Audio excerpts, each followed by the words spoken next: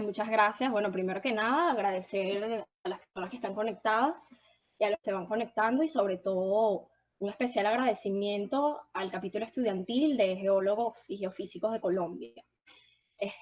Bueno, cualquier cosa durante la presentación, si notan algún problema de audio, me lo notifican.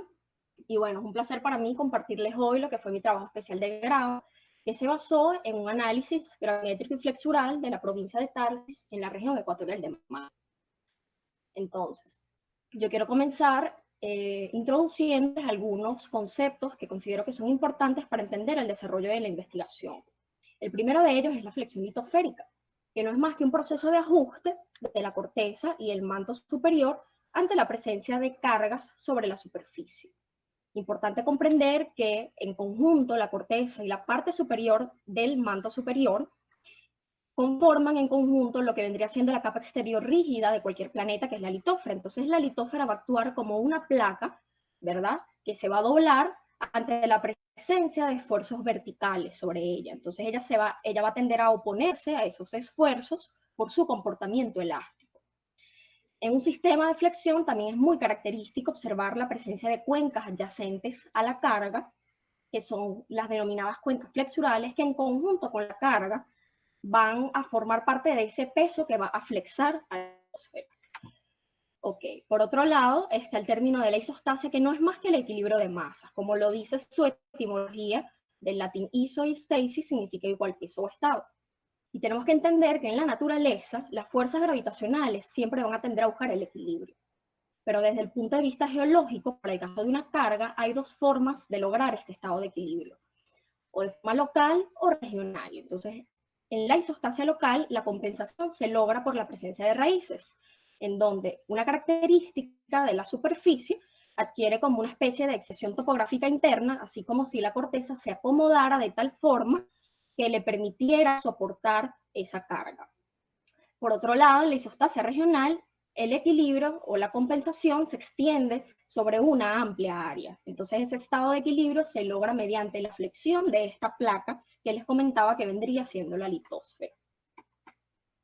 Ok, por otro lado tenemos lo que sería el espesor elástico efectivo, que es una propiedad mecánica que representa la porción de la litósfera que se comporta elásticamente.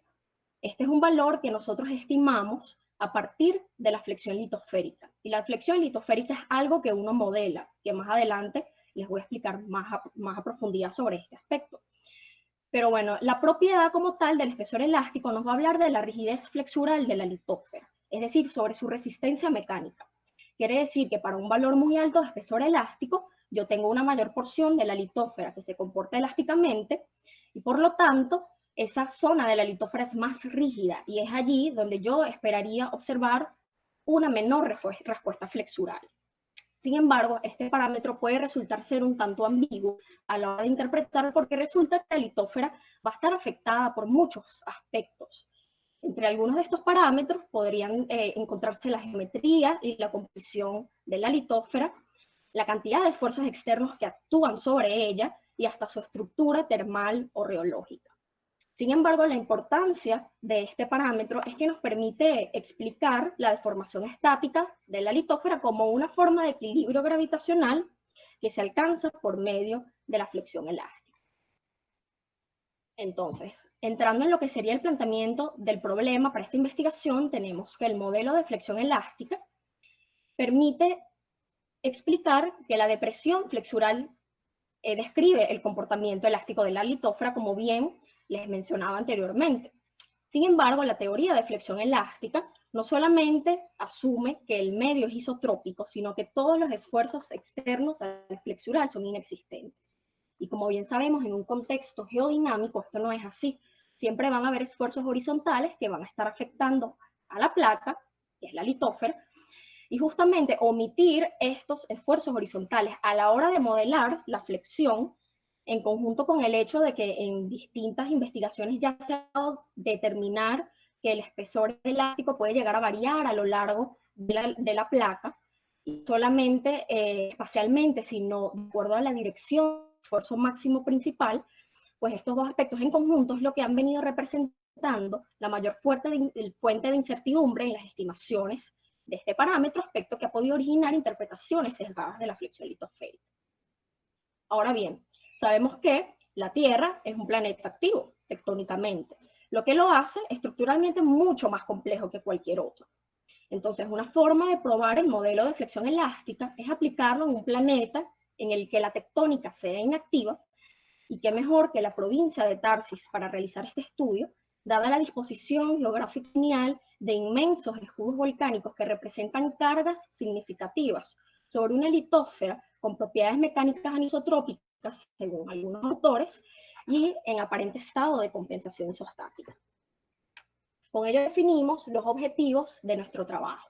De manera general, se buscará analizar la flexión de la litósfera bajo la carga topográfica de las estructuras volcánicas de la región de Tarsis, y de forma más específica, en primer lugar, vamos a interpretar las anomalías de Bouguer sobre la provincia de Tarsis para posteriormente pasar a modelar la estructura cortical de los 3 volcanes de escudo que veían en la imagen anterior.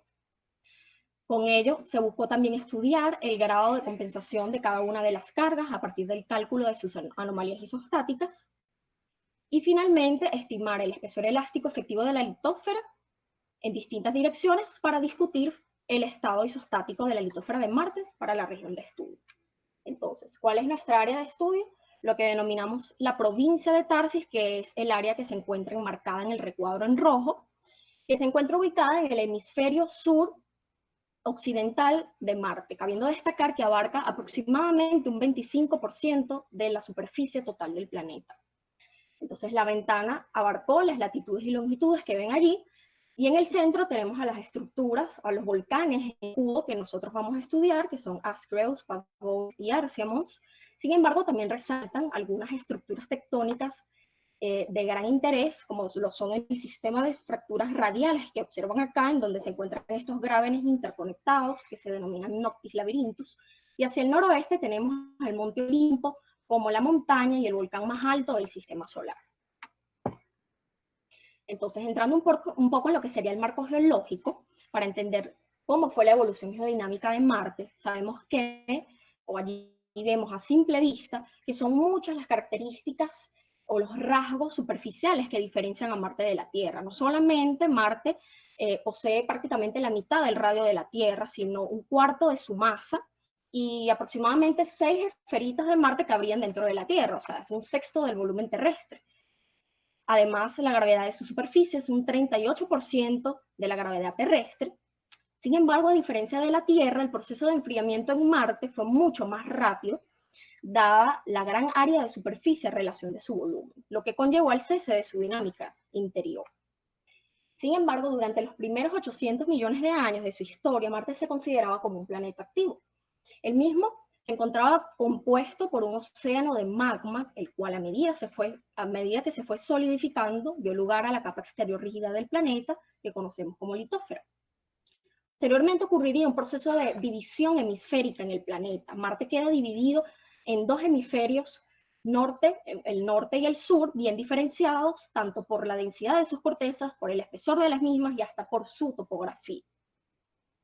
Este proceso de división hemisférica posiblemente haya estado originado por un volcamiento del manto, según los modelos endogénicos, o por un superimpacto, según los modelos exogénicos. Lo cierto es que cualquiera que fuera el origen o el proceso, pues esto terminaría por activar las corrientes de convección mantelar en el planeta, porque la tectónica sí estuvo en Marte, y este periodo geológico, que abarcó 800 millones de años en el planeta, se le conoció como Nochiense.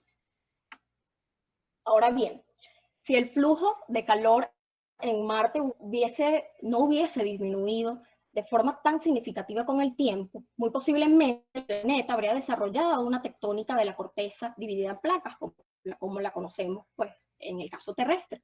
Sin embargo, no fue así. El planeta entró en un régimen de etapa estancada por lo rápido que se fue enfriando, también conocido como Stagnant, que es una fase tectónica de placa única.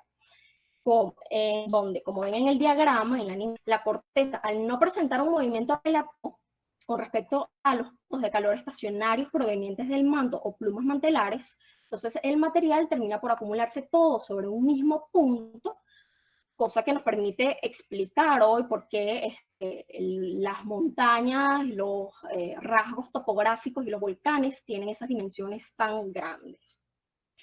Entonces, esta fase tectónica de placa única conllevó al estancamiento dinámico del planeta, por lo que Marte se dirige hoy a un posible enfriamiento total. Y los periodos geológicos, que de hecho abarcaron la mayor parte de los procesos volcánicos y tectónicos del planeta, se le conocen como esférico y amazónico desde hace 3.700 millones de años hasta hoy. Ok, en cuanto a la provincia de Tarsis, tenemos que esta región se originó hace aproximadamente 3.800 millones de años, a finales del periodo Noachiense, con algunos flujos de lava quizá tan recientes como hasta hace 40 millones de años. Como ven en el mapa topográfico, tenemos la región de estudio y se puede notar a partir de aproximadamente 4.500 metros de altura, resalta prácticamente una zona que queda completamente enmarcada en verde, que se ve en el mapa, y esto es lo que conocemos como la protuberancia o el abultamiento de Tarsis. ¿Okay? Es una región que resalta topográficamente en todo el área. Algunas hipótesis sobre el origen de esta protuberancia señalan que se pudieron haber originado por flujos individuales que se fueron acumulando o por la presencia de una o más plumas mantelares que actuaron como fuente de calor para el levantamiento de las estructuras. Sin embargo, hoy en día se estima que muy posiblemente el origen de esta protuberancia se deba a una combinación de estas dos hipótesis. Cabe destacar que la provincia de Tarsis tiene como particularidad, en cuanto a geología, el hecho de que su corteza es de composición basáltica, ¿okay? Sumamente densa, así como una corteza oceánica de la Tierra. Sin embargo, tiene una característica de la corteza continental terrestre, porque es que es sumamente gruesa. En promedio, se estima que para toda la provincia de Tarsis, la corteza tenga un espesor de aproximadamente 50 kilómetros. Y en la Tierra, pues en algunos casos donde tenemos cadenas montañosas o puntos calientes intracorticales, también podríamos esperar cortezas tan gruesas como hasta los 45 kilómetros. Ok, un poco sobre el marco teórico, es muy importante entender lo que sería la anisotropía mecánica, porque esto es un parámetro y un aspecto que vamos a evaluar más adelante. Entonces, diversos investigadores como Stephen, Audet, Marischal y Chen demostraron que la magnitud y la variación espacial de los espesores elásticos permitían determinar el estilo de deformación litosférica que pudiera asociarse con algún proceso evolutivo en particular. Esto quiere decir que un estudio de anisotropía mecánica nos permite mostrar la dirección preferencial en la que la litósfera se encuentra más débil, pudiendo ya estar relacionado con un escenario de compensación isostática en particular. Entonces, una zona de anisotropía se encuentra asociada a una litósfera que no es homogénea y que por lo tanto estuvo afectada por uno o más procesos además de la carga. Y bien, desde el punto de vista geológico, ¿qué procesos podrían ser estos que estén afectando a la litósfera, generando una dirección preferencial más débil? Bueno, por mencionar algunos de ellos, tendríamos la presencia de fallas o elementos estructurales que estén ligados a algún evento tectónico en particular. Adicionalmente, una zona mecánicamente más débil en la litósfera podría deberse también a su configuración geológica o a procesos de deformación que la afectaron, que fuera del contexto tectónico, que no aplica para el caso de Marte. Estos procesos de deformación estarían más bien relacionados con eventos de vulcanismo o magmatismo. Ahora bien, ¿de dónde salieron los datos de esta investigación? Nosotros utilizamos un modelo gravimétrico para el planeta que fue desarrollado por unos investigadores de la Universidad de Curtin en Australia. Se trata del MGM 2011, un modelo de operaciones de gravedad con 0,05 grados de resolución. El mismo se encontró compuesto por tres componentes: el MGRS80, que es un campo gravitatorio de referencia, análogo al GRS80 de la Tierra, o el GS84. También estuvo un campo gravitatorio satelital que permitió resolver las características de larga longitud de onda, es decir, lo más regional, y los autores calcularon lo que ellos denominaron la gravedad implícita de la topografía a partir de modelos de terreno residual, logrando darle el detalle al modelo al resolver las características de alta frecuencia y de menor longitud de onda. Okay. Perfecto. Pasamos ahora al marco metodológico. En el esquema observan las diferentes etapas que se llevaron a cabo para realizar la investigación. Las que están sombreadas en azul fueron las destinadas o las que permitieron llevar a cabo el análisis gravimétrico y estructural, y las que están sombreadas en verde, las que permitieron llevar a cabo el análisis isostático y flexural. Entonces, en primer lugar, partimos del cálculo de las anomalías de gravedad a partir del modelo que les mencionaba, lo cual estuvo sujeto a un control estadístico y a una serie de comparaciones de tipo cualitativo con los mapas que ofrecía la NASA. Posteriormente, se llevó a cabo un análisis espectral para calcular las diferentes discontinuidades que podríamos encontrar allí en la respuesta gravimétrica, y se pasó a la separación regional y residual de las anomalías de Bouguer, la aplicación de filtros y la selección de los perfiles. Con ello se llevó a cabo el modelado estructural de las anomalías gravimétricas a lo largo de 4 perfiles que se eligieron sobre la región de estudio. Esto se llevó a cabo con el software de Oasis Montage, así también como el análisis espectral y la aplicación de algunos filtros. La otra fase se inició con el cálculo de las anomalías isostáticas, utilizando los modelos teóricos de isostasia local de Airy y Pratt. Y finalmente se llevó a cabo el modelado mecánico de la fricción litosférica para la estimación de los espesores elásticos punto a punto sobre los perfiles. Ok. Aquí voy a hacer énfasis en lo que sería el modelado mecánico y flexural, que fue, digamos que el resultado más importante de todo el trabajo. Ello se llevó a cabo a partir de un código denominado LIFE, versión 1, desarrollado por Arnaiz Rodríguez, que se basó en la metodología de elementos finitos, en donde nosotros seríamos capaces de representar a la placa, que viene siendo la litósfera, a partir de un mandado de puntos antes y después de la flexión. Como restricción se tomó en cuenta que la placa debía estar restringida en cuanto a su movimiento en dirección horizontal y vertical, por tratarse de una placa única infinita para el caso de Marte. Algunos de los parámetros mecánicos que se mantuvieron fijos durante el modelado son los que se encuentran allí en la tabla: los módulos de Young y Poisson, la aceleración de gravedad y las densidades de la corteza, el manto y los sedimentos, que cabe destacar que debieron ser las mismas que se utilizaron para realizar el modelado geológico. Otros parámetros tuvieron que ser variados a lo largo del modelado, como por ejemplo la densidad de las cargas, la distribución de la misma, las distancias y aspectos que debieron ser variados a lo largo del modelo, porque esto es un proceso iterativo, ¿okay? En el que se realizan pruebas y pruebas y pruebas hasta lograr llegar al resultado que se desea, que tenga un punto de amarre o que sea coherente con la propuesta geológica que nosotros estamos dando. Ya vamos a ver eso. Entonces, vamos ahorita con los resultados y el análisis gravimétrico. Lo primero es la anomalía de Bouguer total, ¿ok? El cual es un mapa en donde lo que estamos observando son los contrastes de densidades en el subsuelo. Es decir, todo lo que está desde nuestro nivel de referencia o nivel de cota cero hacia abajo. Entonces, los colores cálidos nos representan los contrastes de densidades positivos, y los fríos, los contrastes negativos. Lo primero es determinar la orientación preferencial de los contornos, que se interpretó con una dirección de norte 40 grados al este, como se puede observar en el mapa, coincidiendo esto con el rumbo de las estructuras en la superficie.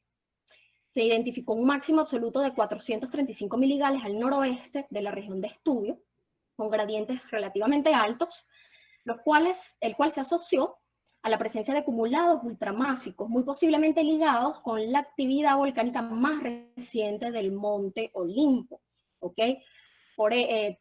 Esto debido a que esta zona se trataba geológicamente de una zona de surcos y depresiones que está asociada a flujos que fueron recientes en la zona. El mínimo absoluto de menos 900 miligales se ubicó al este del escudo volcánico de Arcia, con gradientes de 1,25 miligales por kilómetro, y el mismo se asoció a uno de los depocentros de las cuencas flexurales de este volcán. También se identificaron amplitudes positivas sobre los centros de las estructuras volcánicas, que si notan hay un pequeño contraste pues, más positivo que resalta con lo que está alrededor, y los mismos se interpretaron como la presencia de cuerpos ultramáficos asociados o característicos de las cámaras magmáticas extintas de estas estructuras. Con ello se corroboró la ausencia de raíces isostáticas, porque de esperarse la presencia de raíces isostáticas tendríamos unos mínimos gravimétricos justo donde se encuentra la estructura del volcán. Pasamos después a realizar la separación regional y residual, en donde prácticamente lo que hacemos con la anomalía de Bouguer es aplicar un filtro. En este caso aplicamos un filtro en el dominio espacial, que conocemos como la continuación analítica hacia arriba, que se aplicó a una altura de 50 kilómetros. Para ello se aplicó la metodología de Zeng. Y con esto nada más estamos separando las longitudes de onda larga de las longitudes de onda corta. Entonces el mapa de anomalías regionales es un mapa de longitudes de onda larga que nos está representando todas las respuestas gravimétricas más regionales, es decir, las fuentes más profundas de la anomalía. Entonces observamos de manera general un contraste de dos provincias corticales distintas. Al norte, una zona de adelgazamiento cortical representada por los valores más altos de la anomalía, y al sur una zona de engrosamiento cortical que prácticamente queda enmarcando lo que sería la protuberancia de Tarsis.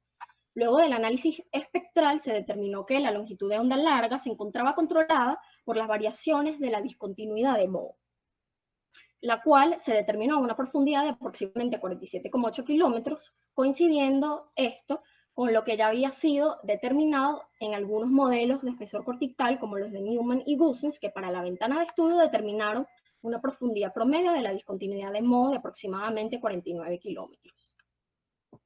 Con respecto al mapa de anomalías residuales, que se obtuvo restando de la anomalía de Bouguer, la anomalía anterior, es decir, la anomalía regional, bueno, básicamente el mapa pareciera que fuera un conglomerado de ruidos, porque efectivamente el modelo fue de baja resolución, pero lo que queríamos realmente observar aquí o concentrarnos era justamente en la región de las estructuras volcánicas, en donde observamos mínimos de anomalías gravimétricas alrededor de las estructuras volcánicas, siendo ello representativo de las cuencas flexurales, que bien les había mencionado que eran características de todo sistema flexural.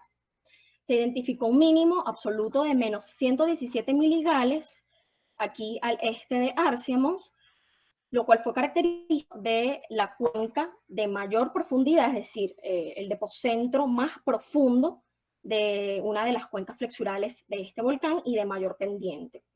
Ahora bien, los máximos de anomalías gravimétricas en el centro de los volcanes aquí resaltan mucho más, de forma más clara, con magnitudes entre 28 y 67 miligales, fueron asociados a la presencia de cuerpos intrusivos cercanos a la superficie, que ya habíamos mencionado anteriormente, que muy posiblemente estuviese relacionado con la presencia de las cámaras magmáticas extintas. Ahora proponemos nuestros modelos geológicos estructurales, ¿ok? Entonces, para esto realizamos una serie de perfiles. El primero de ellos, el perfil AA', sobre la estructura volcánica de Askrausmons, ¿ok? Lo que estamos viendo en el modelo es la respuesta gravimétrica de la anomalía de Bouguer aquí en negro. La verde representa el ajuste, es decir, la anomalía calculada. Y básicamente la idea de un modelado geológico estructural es buscarle una explicación geológica a este comportamiento o a esta respuesta gravimétrica. Hay muchas formas de lograr un ajuste como pero esta es la que proponemos nosotros, y básicamente lo hicimos de la siguiente manera. Primero, identificamos la tendencia regional de la anomalía, porque siempre se modela desde lo más regional hasta lo más específico, lo más cercano a la superficie. Entonces, en base a nuestra tendencia regional, definimos entonces nuestra discontinuidad de Moe, que ya habíamos dicho que era lo que prácticamente estaba controlando la longitud de onda larga de la anomalía.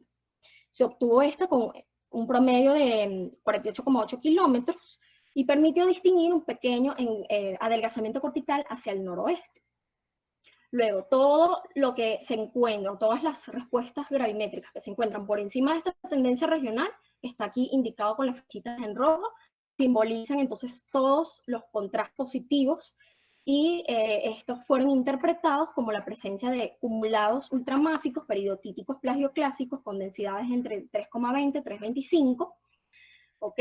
Y con este mapa que se encuentra aquí, determinamos la continuidad de algunas estructuras en el subsuelo. Este es un mapa de derivadas en la dirección del perfil. Fíjense que hacia el noroeste tenemos una larga anomalía positiva que se hace bastante prominente y que caracteriza justamente la mayor acumulación de estos cuerpos uramáficos que además se encuentran más cercanos a la superficie.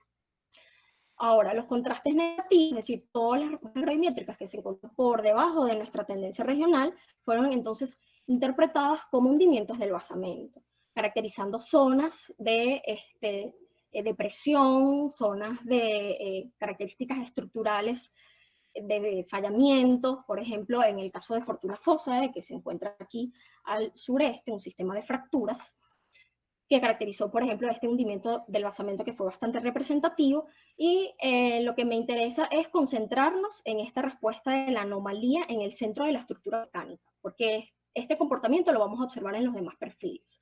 Fíjense que de forma muy característica, la anomalía del centro está conformada por dos mínimos de anomalía gravimétrica que fueron representativos de los depocentros de las cuencas flexurales adyacentes a la carga. Mientras que en el centro tenemos un máximo de anomalía gravimétrica que, para el caso particular de Asgross Mons, se encuentra como si estuviese opacado por una pequeña anomalía de larga longitud, que en este caso fue interpretada como la presencia de una pequeña cuenca producto del colapso de alguna de sus calderas, porque este volcán posee un sistema complejo de más de 6 calderas. Entonces, pasamos ahora al perfil BB', que sería el de Pavonis Mons, el escudo volcánico central. Bueno, nuevamente definimos nuestra tendencia regional de la anomalía. En este caso, a diferencia del perfil anterior, podríamos observar un aumento del espesor promedio de la corteza, que de hecho aumenta en 10 kilómetros en comparación con el perfil anterior. Volvemos a observar el adelgazamiento cortical hacia el noroeste de forma un poquito más pronunciada, y como parte de las respuestas de la anomalía, las respuestas positivas, tenemos una mayor presencia de los cumulados ultramáficos hacia el noroeste, y de forma bien característica tenemos una cuenca, un gran hundimiento del basamento hacia el sureste, que está siendo característico de una cuenca de valle de rift, del sistema de fracturas interconectadas de Noctis labyrinthus, que es este sistema que está acá, que fíjense cómo en las anomalías, en las derivadas direccionales, se observa este alto contraste negativo, que es bastante continuo, caracterizando esta cuenca de gran profundidad. Y en el centro, nuevamente, nuestro sistema de dos mínimos gravimétricos, definiendo nuestros depocentros de las cuencas flexurales, y nuestro máximo gravimétrico, que está caracterizando la cámara magmática de la estructura volcánica. En este caso, las cuencas se observaron mucho más asimétricas en comparación con el perfil anterior. Luego tenemos el perfil CC' sobre Arsia Mons, en donde de forma bien representativa tenemos que aquí logramos observar una mayor influencia o una mayor respuesta flexural, ¿verdad?, de la discontinuidad de Moho, que en este caso, bueno, siendo ello representativo, un hundimiento, o digamos que la zona más profunda de la discontinuidad de Moho llega a alcanzar aproximadamente los 67 kilómetros. Entonces tenemos nuestra respuesta regional de la anomalía, y en donde logramos observar una menor influencia de las características más residuales. Básicamente nada más resalta una anomalía bastante positiva hacia el noroeste, caracterizando la presencia de una meseta volcánica que, según la geología de superficie, se encuentra aflorando. ¿Okay? Muy posiblemente estando esta meseta relacionada con alguna actividad volcánica del Monte Olimpo, que se alimentó también por la actividad volcánica de Arsia Mons en distintas direcciones. También tenemos un sistema de fracturas interconectadas aquí al sureste, caracterizando una pequeña cuenca. Y de forma muy característica tenemos la presencia de las cuencas flexurales, siendo sumamente mucho más asimétricas en comparación con el perfil anterior, llegando a alcanzar la cuenca al sureste aproximadamente unos 24 kilómetros de profundidad. Luego tendríamos nuestra cámara magmática, que está caracterizando una respuesta gravimétrica positiva de gran amplitud y magnitud, estando esta cámara magmática compuesta por un pequeño acumulado, mayormente formado por olivino y piroxeno. Finalmente tenemos un perfil perpendicular a los anteriores, que está atravesando las tres estructuras volcánicas, en donde a simple vista, desde lejos, aunque esto bien, por supuesto no está a una escala real, podemos observar cómo se mantiene esa respuesta flexural sobre el escudo volcánico de Arsemons, siendo o representando la mayor cantidad de acumulación de sedimentos y además las cuencas flexurales más profundas. Se obtuvo un espesor cortical promedio de 64,3 kilómetros, se mantiene el adelgazamiento cortical al noreste, hacia el norte, y observamos una serie de acumulados que presentan cierta continuidad según las anomalías direccionales hacia el noreste, caracterizando los contrastes positivos de la anomalía. Y luego, pues, cada uno de los volcanes, nuevamente, con sus respuestas gravimétricas características de dos mínimos que están rodeando al máximo gravimétrico central representativo de las cámaras magmáticas extintas, en donde para el caso de Asclepius Mons tenemos que nuevamente este máximo no se encontró directamente sobre el escudo volcánico porque estaba esta cuenca opacando la respuesta gravimétrica positiva en general. Ok, vamos a pasar ahora a los resultados del análisis flexural. Ahora les estoy mostrando lo que fueron las anomalías isostáticas, ¿ok? Que realmente se calcularon solamente como una forma de comprobar que el sistema de compensación en la provincia de Tarsis realmente no lograba ser explicado según los mecanismos de isostasia local. Entonces yo les comentaba que calculamos dos tipos de anomalías, las anomalías según Airy y las anomalías según Pratt. Para el caso de Airy, lo que se hace es, en primer lugar, calcular la raíz isostática, que se supone que está permitiendo que la estructura se mantenga en equilibrio.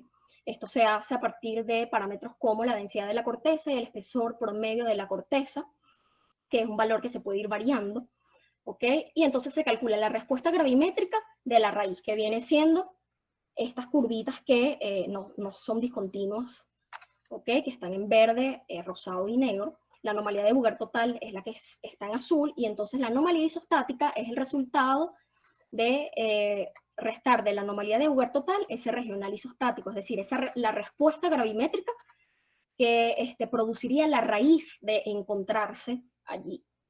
Y lo que obtuvimos fue básicamente estas líneas discontinuas, que serían las anomalías isostáticas, para diferentes espesores de la corteza.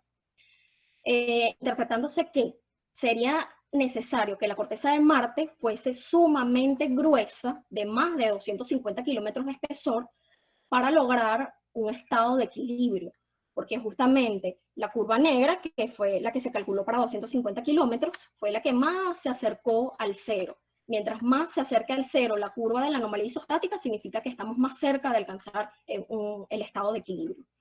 Entonces, esto no sería representativo, porque por supuesto una corteza de 250 kilómetros es algo exagerado, de hecho tendría que ser aún mayor, porque fíjense que en el centro, efectivamente, aún la anomalía está muy lejos de llegar al cero.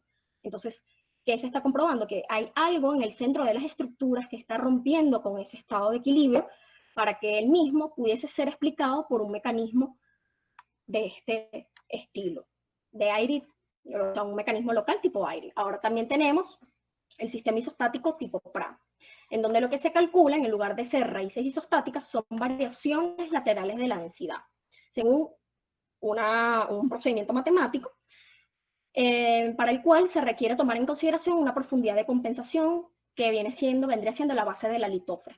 Este valor también se puede variar y se pueden realizar varias pruebas de la anomalía, así como hicimos en este caso. Sin embargo, aquí estoy mostrando la que fue la más óptima, con la que se pudo obtener un resultado más ideal. Entonces, ¿qué sucede? Se realiza todo un procedimiento en donde la litósfera prácticamente se representa como una serie de bloquecitos verticales, y cada bloquecito vertical tiene una densidad distinta, que es la densidad que surgió producto del cálculo de las densidades de Pratt. Entonces se calcula la respuesta gravimétrica de esta configuración, que vendría siendo la curva negra o regional isostático, y entonces posteriormente obtenemos lo que sería la anomalía isostática, que nuevamente, como observan, está un poco lejos de alcanzar el estado de equilibrio, sobre todo en el centro de la estructura volcánica, indicando nuevamente que hay algo que estaría rompiendo con ese estado de equilibrio. Y entonces, ¿qué nos estaría diciendo esto? Que se necesitaría que la litósfera de Marte fuera mayor a los 1000 kilómetros, es decir, más de la cuarta parte del radio del planeta tendría que ser litósfera para poder explicar el estado de equilibrio de estas estructuras volcánicas a partir de un modelo teórico de Pratt. Esto se obtuvo para todos y cada uno de los perfiles se obtuvieron las mismas respuestas. Entonces, pasamos entonces a definir o a mostrar lo que fueron nuestros modelos mecánicos flexurales. Entonces, lo que están observando allí, en primer lugar, es la anomalía de aire libre, que nos va a permitir controlar en el modelo cuál es la forma que le estamos dando a la carga, porque la carga es algo que nosotros introducimos durante el modelado, ¿ok? Y como la anomalía de aire libre representa las variaciones de la gravedad con la altura, mientras mejor esté ajustada esta curva, significa que nos estamos acercando a la topografía real de la superficie. Luego está la anomalía de Bouguer, que no logró ser ajustada para ningún caso de forma tan específica, solamente de forma regional, porque una de las limitaciones del modelo fue que él mismo no lograba, no permitía considerar la presencia de intrusiones en la corteza, como las que vimos en el modelo geológico, y por lo tanto nada más está reflejando la respuesta flexural.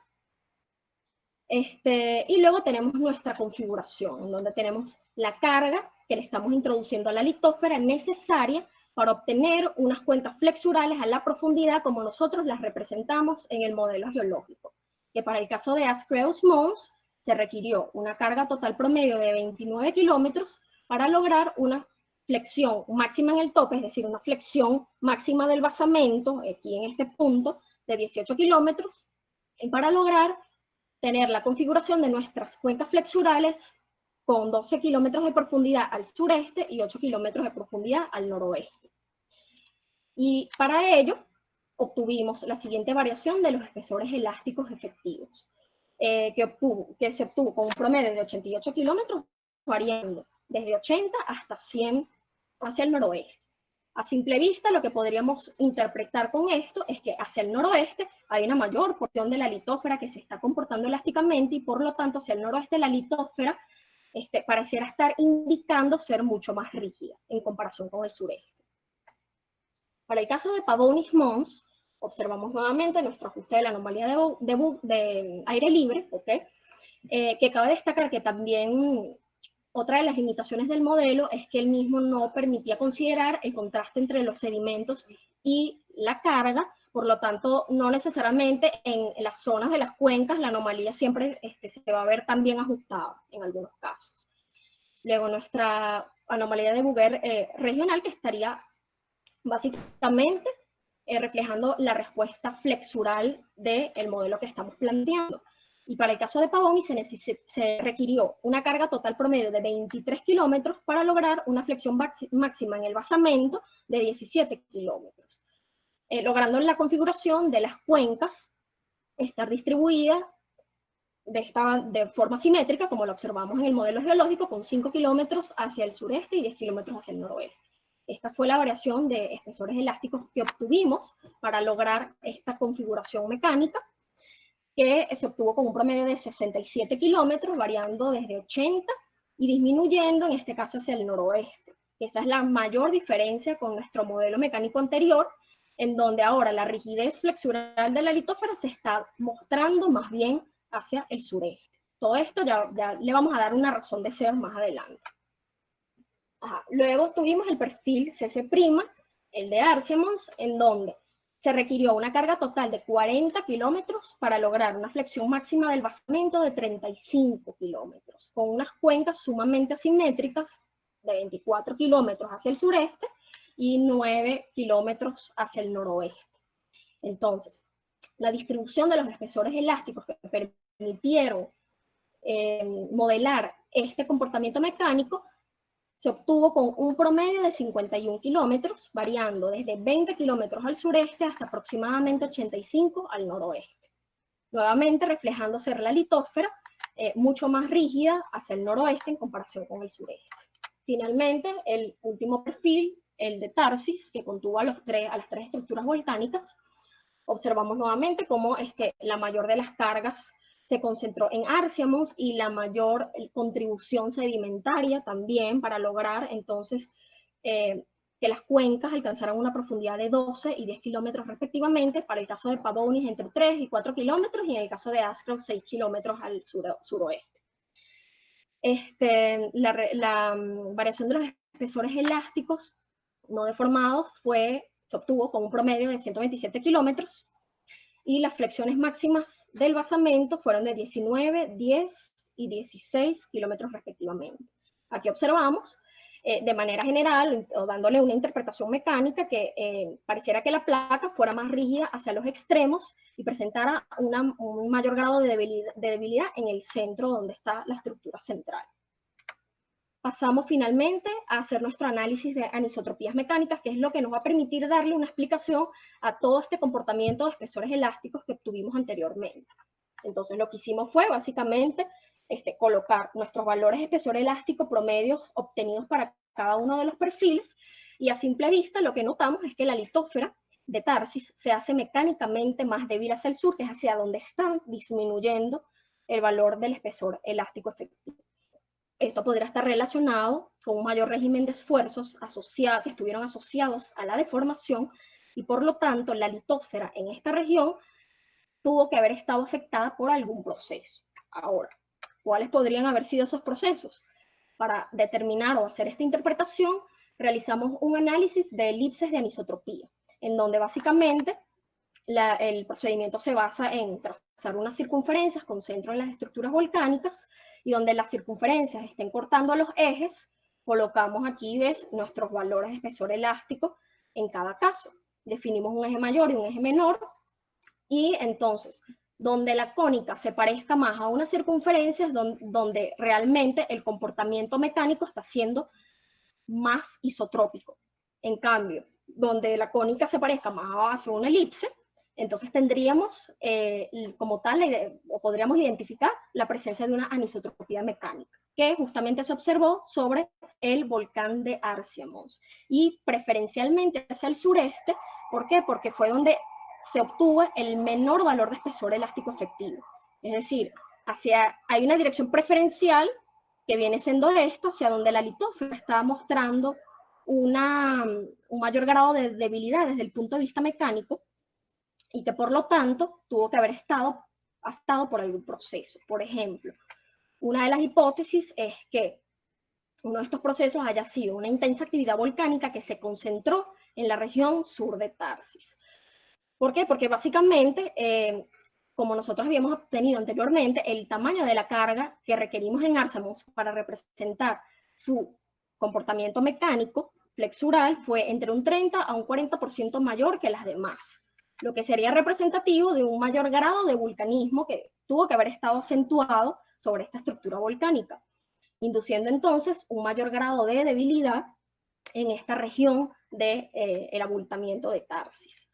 Ahora bien, la resistencia mecánica de la litósfera en esta dirección también podría haber estado afectada por las estructuras de deformación que se encuentran presentes y justamente conglomeradas al sureste de Tarsis, desde Claritas Fossae hasta el tema de gravenes interconectados de Noctis Labyrinthus, que además se conecta hacia más al este con la gran apertura de Valle de Rift de Valles Marineris.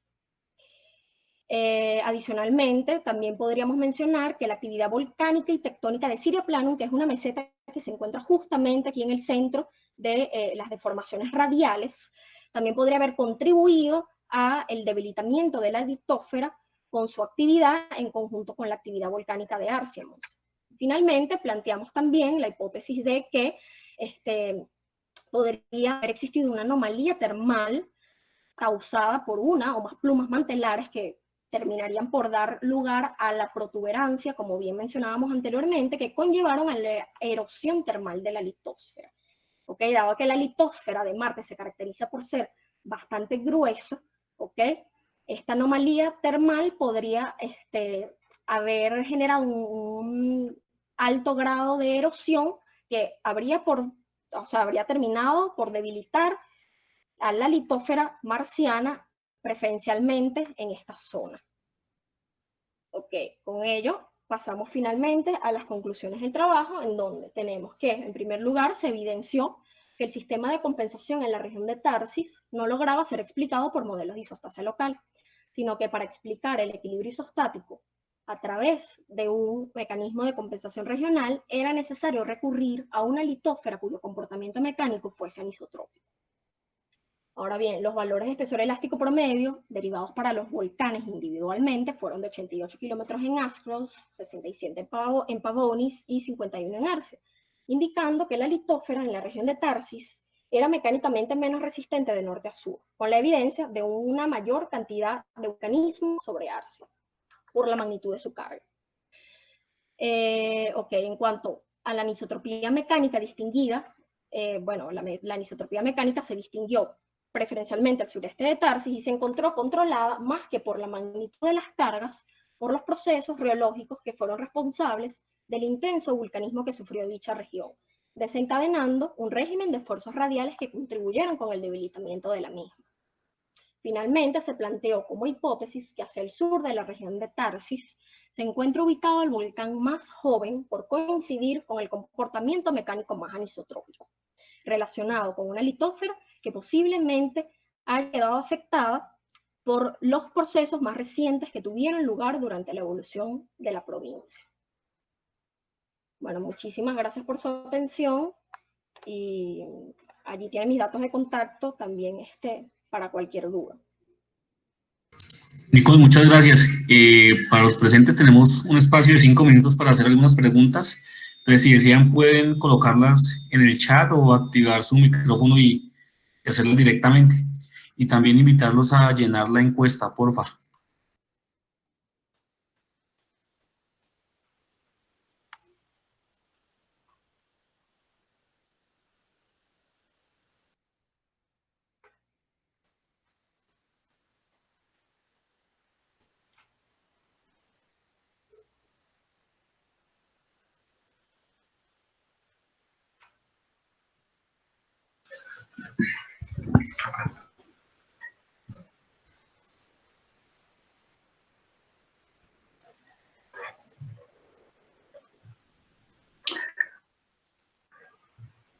Hola Nicole, ¿me escuchas? Sí, sí, te escucho, Sí. Noel. Ok, una pregunta. ¿Tú lograste observar alguna similitud con el comportamiento de esos volcanes de escudo con alguno en la Tierra? Ok, pero ¿tú te refieres a una similitud en base a qué? O sea, si en la Tierra, en los volcanes de escudo que hay acá en la Tierra, tienen estudios, si ellos han tenido estudios similares y si los tienen, Ok. si se parece a lo que tú tuviste en Marte o algo, si eso te ayudó en algo. Ok, bueno, fíjate. Realmente con la provincia de Tarsis hubo dos casos especiales a los que yo le hice seguimiento, ¿verdad? Para tener siempre esa analogía entre la Tierra y, bueno, porque es lo que conocemos, ¿no? Esos dos casos fueron la cadena de escudos hawaianos del Pacífico, ¿verdad? Que también son un caso de vulcanismo intraplaca en el caso oceánico. Y ellos han hecho, bueno, en esa zona han hecho demasiados estudios de flexión litosférica. Fíjate que para el caso hawaiano hay compensación casi total también a través de la isostasia regional, es decir, a partir de la flexión litosférica, pero sin embargo, fíjate que se logra demostrar que la compensación se logra casi totalmente por la flexión de la litósfera. Caso que en Marte solamente lo logramos demostrar considerando que la litósfera se comportaba de forma anisotrópica. Es decir, ¿cuál sería la diferencia entre estudiar ese caso y el caso de Marte? Que fíjate, ellos para el caso de Hawái, en el mapa que estoy mostrando aquí, ellos, justo donde se infectan los perfiles, ¿verdad? Ellos tuvieron que ajustar los espesores elásticos y hacer que coincidieran para lograr explicar el comportamiento isostático en el caso de Hawái. Mientras que nosotros en Marte no necesariamente hicimos coincidir los espesores elásticos, y es por esa razón que estamos considerando que ese parámetro es anisotrópico, porque está cambiando con la dirección en que lo estamos analizando. ¿Ok? Y bueno, por ejemplo, para el caso continental, Hay una Ok. similitud bastante, que bueno, también análoga al caso de Tarsis, que sería el caso de la provincia volcánica de Tibesti en Chad, en África. Sin embargo, fíjate que allí no han hecho casi estudios de flexión. Fueron muy pocos los estudios de flexión que se han logrado hacer, y no se ha logrado determinar si efectivamente esa provincia volcánica se encuentra o no se encuentra en estado de equilibrio.